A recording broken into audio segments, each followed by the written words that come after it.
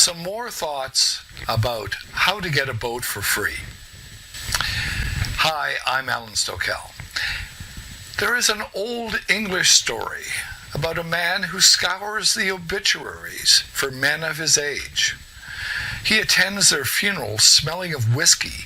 He uses an atomizer to spray his clothes and his mouth. The family wants to be rid of this objectionable bounder, and when he mentions the deceased owed him £50, they give him a £50 note just to be rid of him. Now, I'm not suggesting that you show up at funerals stinking of booze, but often family members are not enthusiastic sailors and might see the boat that they have inherited as a liability. Look at this. Here's a perfectly good sailboat with a cradle offered on Kijiji for free.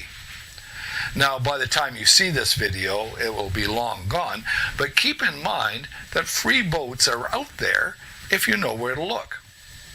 Now, you can start checking with a Google search. After that, then check Kijiji. If you don't have Kijiji in your area, use Craigslist or some similar site, and sign up for daily notifications if they're available. Don't bother with looking under free items. Go directly to boats. I've never actually seen a boat listed under free items. There's another train of thought. I have a friend who buys used cars. He buys the cars that nobody wants, and then he fixes them up and sells them. He also drives those cars most of the time while he's fixing them up.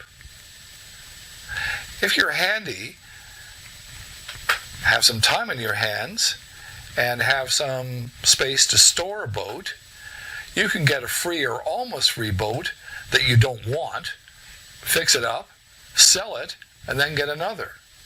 After a few years, you will be able to afford the boat you really want. Now, have you ever wanted to live aboard a boat? I know I do. Some places are better than others for this. Locations with long winters are not ideal for living aboard a boat. Now, think about this. If you're renting at $800 a month, you can save almost $10,000 a year by living on a boat. Now, that only works if you don't have to pay for docking the boat. This has become so popular in some states that municipalities have started outlawing mooring boats for extended periods of time, especially along the intercoastal waterway. Even if you're having to pay for docking, you'll still save at least half. Are there more ideas? Better ideas? Do you have a better idea? Tell us about how you got a boat for free or almost free. Leave your comments below, or make a video or email us.